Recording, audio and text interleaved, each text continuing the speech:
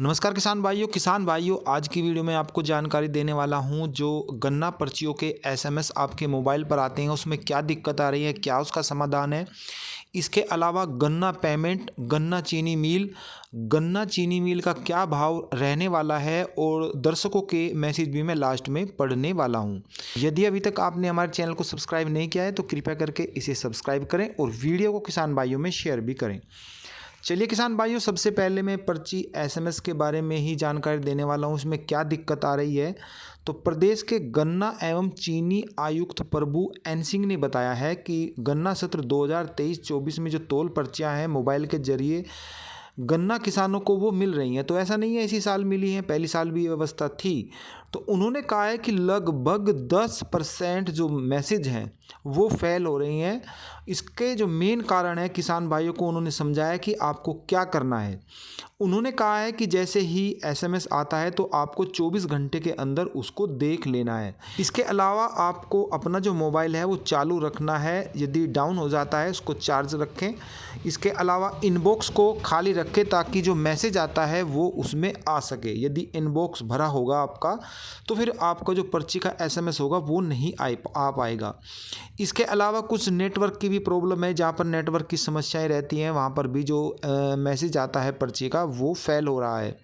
और इसी के अलावा आप अपने मोबाइल का स्विच ऑफ करके न रखें, इससे भी पर्चियों का जो मैसेज होगा वो नहीं आ पाएगा। और यही कारण हो रहा है कि 10% जो पर्चियों के एसएमएस हो रहे हैं वो फेल हो रहे हैं। तो ये आपको ध्यान रखने वाली बात उन्होंने बताई है। इसके अलावा यदि आपका मोबाइल नंबर गलत चढ़ा है उसको आप चेक कर लीजिए, और आपको यदि वो ठीक कराना है तो आप अपने गन्ना सुपरवाइज़र के पास जाइए, वो उसको आसानी से ठीक कर देगा। और किसान भाइयों, मैं आपको यहाँ पर भी जानकारी दे दूँ, आप अपने मोबाइल से भी इसको ठीक कर सकते हैं, घर बैठे ही ठीक कर सकते हैं। यदि किसी किसान भाई का मोबाइल नंबर गलत चढ़ा है तो वो मुझे मैसेज करे, मैं उसको जानकारी दे दूँगा। किसान भाइयों, इसके अलावा मैं अब जानकारी दे रहा हूँ गन्ना पेमेंट के बारे में। एक बिजनौर की चांगीपुर चीनी मिल है जो इसी सत्र में उन्होंने अपना पेराई शुरू किया है।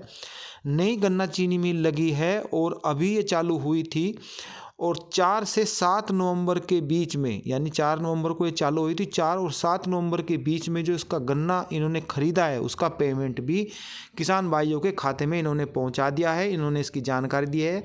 इन्होंने बताया है कि 4,62,89,000 रुपया गन्ना किसान भाइयों के खातों में पहुंचा दिया है। तो ये एक अच्छी जानकारी है गन्ना पेमेंट के संबंध में। इन्होंने कहा है कि आगे भी हम समय पर ही किसान भाइयों का गन्ना पेमेंट करते रहेंगे। एक चीज़ मैं आपको पंजाब की भी जो चंडीगढ़ है थोड़ी सी जानकारी दे दूं। 15 नवंबर तक जो मक्का किसान है वो यदि रुके हुए हैं तो अपनी मक्का को वहाँ पर ले जा सकते हैं मंडियों में। जो 11 ज़िलों में 19 मंडियाँ हैं वहाँ पर जो मक्का की खरीद है वो खरीदी जा रही है, और 15 नवंबर तक वो खरीदी जाएगी। तो 15 नवंबर तक आप मंडियों में ले जाकर अपनी मक्का को बेच सकते हैं।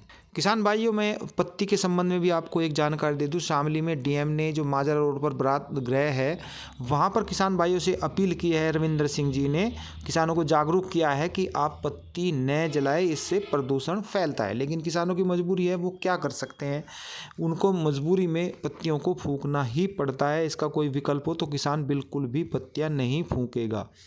किसान भाइयों, अब मैं कुछ मैसेज किसान भाइयों के ले रहा हूं।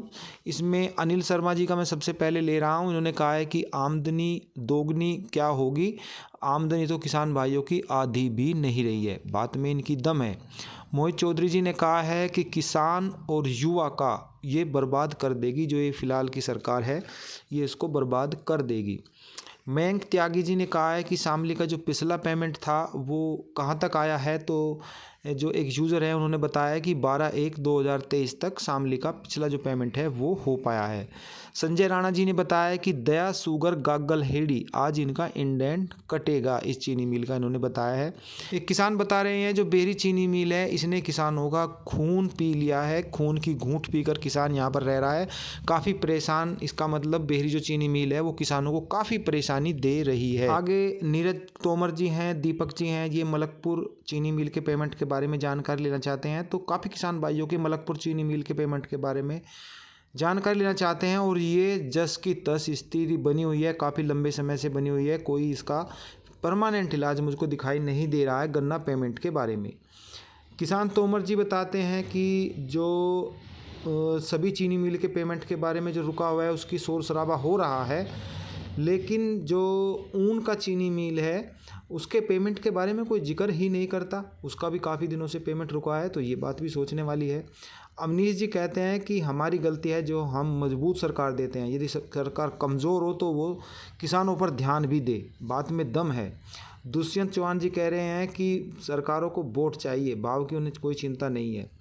आकाश चौधरी जी कहते हैं वोट तो बीजेपी को ही देना पड़ेगा, चाहे वो भाव बढ़ाए, चाहे पेमेंट दे या ना दे। अगली जो है रविंद्र कुमार जी कह रहे हैं कि सरकार पर निर्भर है पेमेंट, यदि सरकार चाहे तो एक दिन में ही पेमेंट दिलवा सकती है। किसान भाइयों, जो किसान भाई की सोच क्या है वो मैंने आपके बीच में शेयर की है। आगे जो वीडियो होगी, आपको जो कुछ सही लगता है तो आप मैसेज के ज़रिए मुझे ज़रूर सूचना दें, मैं आने वाली वीडियो में उनको शामिल करूँगा।